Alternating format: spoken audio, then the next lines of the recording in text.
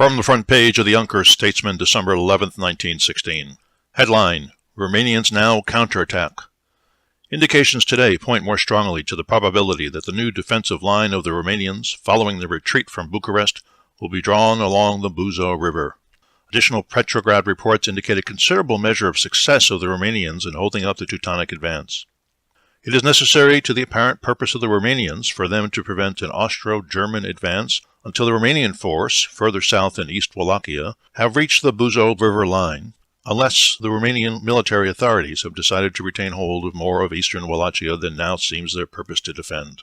Meanwhile, the Russians are hammering at the Austro-Germans on the western frontier of Moldavia, and report making headway in the valleys running toward the west. Their objective, apparently, is not only to hold the Moldavian frontier safe, but possibly to achieve success in breaking the wall through into Hungary and cutting in behind the Austro-German supply lines. Successful British operations in German East Africa, by which the British line of investment was advanced 70 miles along a 200-mile front, are described in a Reuters dispatch from near Gogo. In the course of the operations, a German detached corps consisting of 47 white soldiers and 240 native soldiers was captured. A howitzer, 3 Maxim guns, and 400 head of cattle and other booty was taken. Telegrams received today from Athens say a revolution has broken out in the Cyclades group of Greek islands in the Aegean Sea. A Greek battleship under the control of the Entente allies has intercepted wireless messages from King Constantine addressed to Berlin. Headline: Car service nearly normal. According to reports given out at the office of the Yonkers Railroad Company, traffic on the various trolley lines yesterday was about normal. Now that the chilliness of the atmosphere has made traveling on the jitney buses to and from the subway terminal rather uncomfortable, an increasingly large number of men and women are using the trolley cars.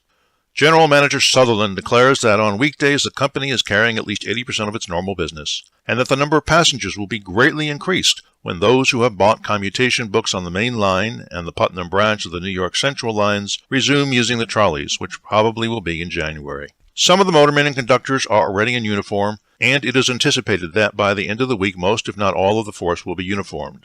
These will then be permanent employees of the company, it is inferred, having proved their efficiency by weeks of service on the various lines. A crowd of men in Manor House Square Saturday night attended the mass meeting held under the auspices of the Building Trades Alliance, the Yonkers Federation of Labor, and the striking trolleymen. Samuel Hoey, president of Carmen's Union, William B. Fitzgerald, organizer and head of the strike in New York City, William V. Collins, and other labor leaders spoke.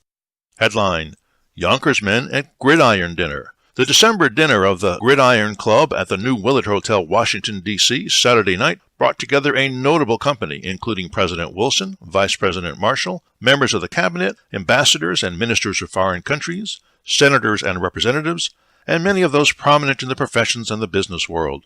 Among the Yonkers men present were William B. Thompson and Samuel Untermeyer. And that's the news from Yonkers 100 years ago today.